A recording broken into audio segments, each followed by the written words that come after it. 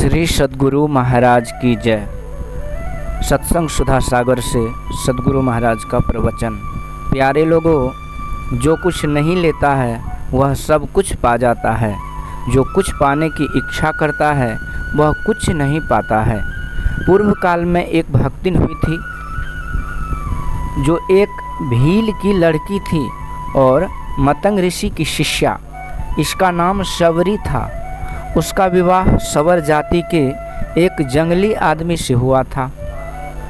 शबरी पूर्व जन्म में राजकन्या थी।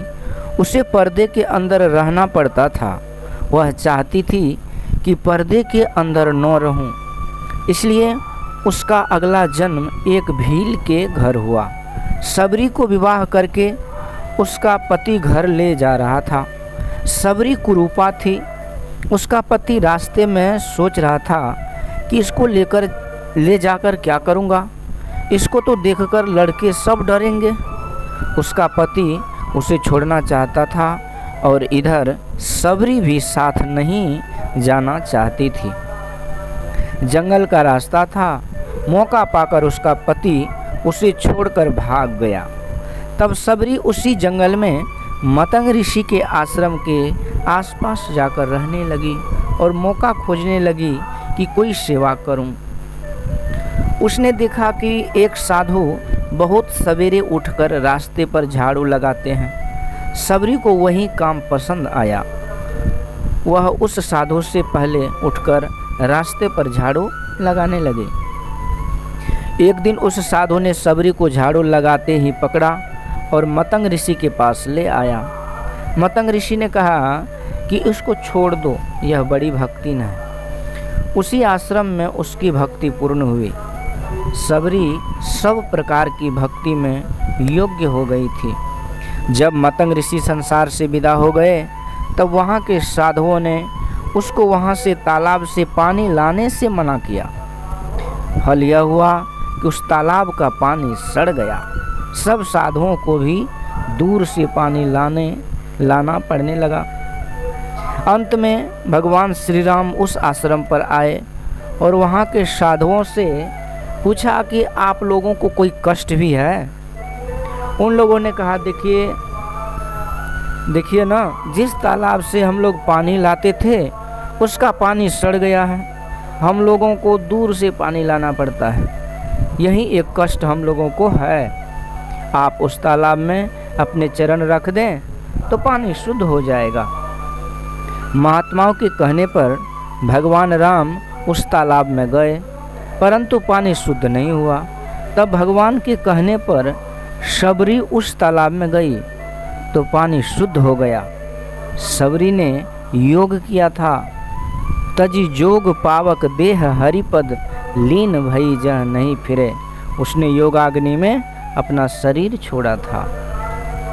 गुरु नानक साहब के सुथरा शाह नामक एक शिष्य थे।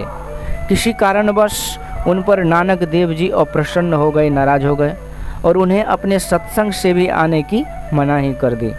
साथ ही साथ अपने पहरेदार से कह दिया कि देखो, सुथरा शाह मेरे पास न आने पाए।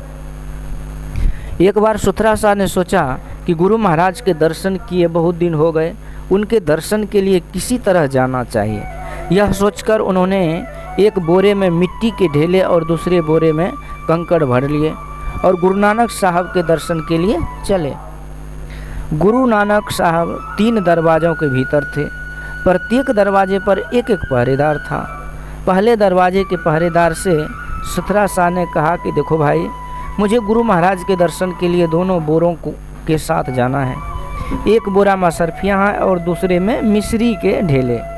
इनको लेकर गुरु महाराज के पास जाऊंगा तो मुझे इनाम मिलेगा।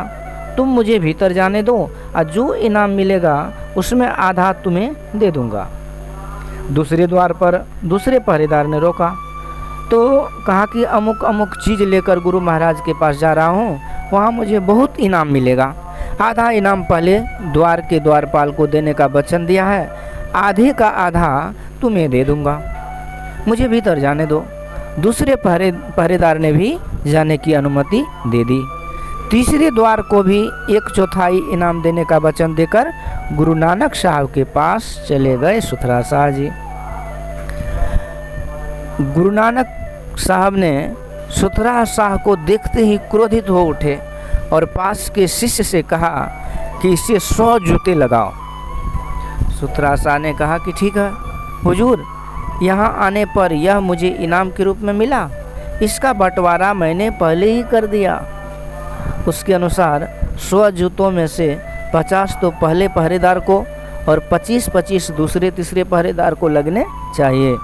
सुथरा शाह की तीव्र बुद्धि देखकर गुरु नानक साहब बहुत खुश हो गए। बोलिए श्री सद्गुरु महाराज की जय।